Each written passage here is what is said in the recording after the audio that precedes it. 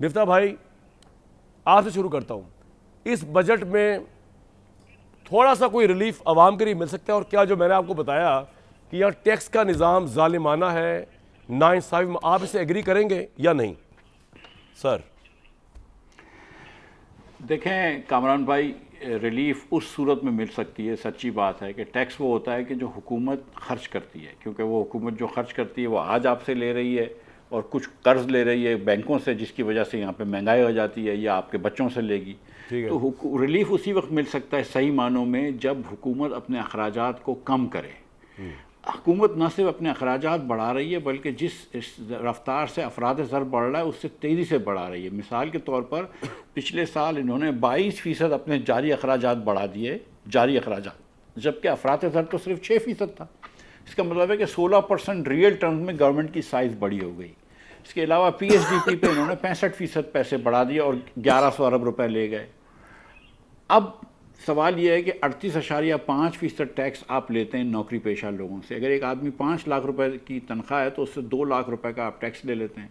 وہ جو 3 لاکھ روپے بیچارہ بچا رہا ہے، جس میں وہ سودا صرف لیتا ہے، بچوں کی چیزیں لیتا ہے، ٹوتھ پیسٹ لیتا ہے، صابن لیتا ہے، اس کے اوپر سے پھر 18 سے 20% سیل ٹیکس چلے جاتا ہے. تو آپ کتنا تنخواہ دار طبقے کے اوپر ٹیکس ڈال رہے ہیں.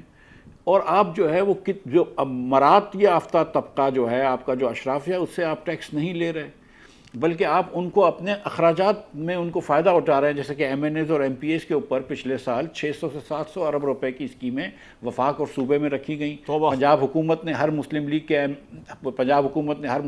کے ایم این اے کو 35 کروڑ روپے دیے، وفاق نے ہر مسلم لیگ کے ایم این اے کو 25 کروڑ روپے دیے، پنجاب حکومت نے اپنے ایم پی ایز کو اس سے زیادہ دیے. سندھ میں الحمدللہ ادھر بھی پیسوں کی ریل پھیل ہے.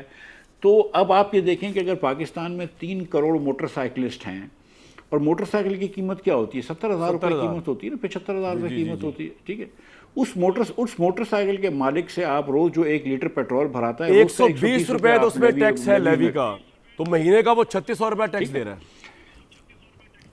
لیکن کروڑوں روپے کی دکاندار سے وہ ٹیکس لینے کے وہ نہیں ہے، متحمل نہیں ہے. اگر کسی کے پاس زرعی اراضی ہو ہزاروں ایکڑ کی، اس سے آپ ٹیکس نہیں لے سکتے. اگر آپ کی کراچی لاہور میں بڑی بڑی محلی شایان بڑی بڑی پراپرٹیز ہوں تو آپ سے کوئی خاص پراپرٹی ٹیکس چند ہزار روپے کا لگتا ہے.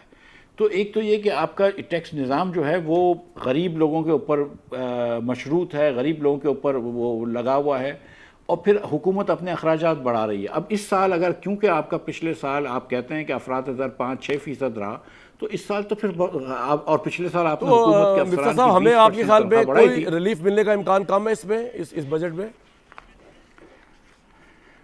سر 550 ارب روپے انہوں نے ٹیکس پہ لیا ہے نوکری پیشہ لوگوں سے پچھلے سال.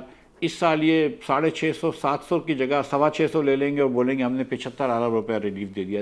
مطلب 38.5 میں سے شاید 36% کر دیں، وہ اس کے اوپر نہیں ہوگا کچھ بھی. مطلب یہ نوکری پیشہ لوگوں کو یہ ریلیف ہے، نوکری پیشہ والوں کو ریلیف کوئی نہیں ملنے والا، اور بیسکلی کوئی نہیں ملے. اور ہر جگہ پہ ٹیکس بڑھ رہا ہے، ہر چھوٹی ایکٹیویٹی پہ. آپ سوچ لیجئے، آپ کوئی کامران بھائی کوئی ایکٹیویٹی آپ نہیں بتا سکتے جو آپ کرتے ہوں جس پہ حکومت کا ٹیکس نہیں. کہتا ہوں صرف ہوا لینے پہ ٹیکس نہیں لگایا ابھی. یہ آئیڈیا مت دیں آپ لوگوں کو.